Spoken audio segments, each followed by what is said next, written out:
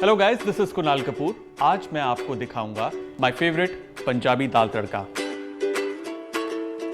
जो मेरी favourite proportion है वो है 1 हिस्सा मसूर दाल, 2 हिस्से मूंग दाल और 3 हिस्से तूर दाल। ये तीनों दालें मैंने अच्छे से धोकर करीबन 20 मिनट के लिए पानी में भिगोकर रखी थी। इसमें जाएगा फ्रेश वाटर, इसमें हम डालेंगे नमक, जस्ट अ लिटिल, थोड़ी सी चॉप्ड ग्रीन चिली, हल्की सी बारीक कटी हुई अदरक और टर्मरिक यानी कि हल्दी।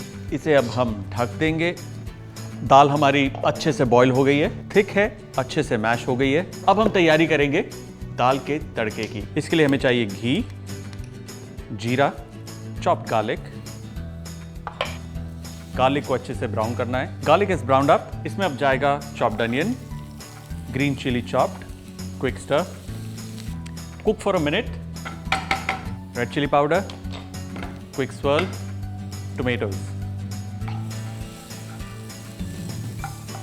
हल्का सा नमक, good toss, cook tomatoes for a minute और अब इसमें जाएगी हमारी दाल, a dash of water, chopped coriander,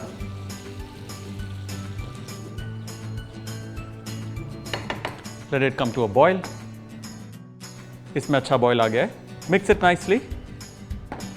time to plate it. हमारी पंजाबी दाल तड़का डन।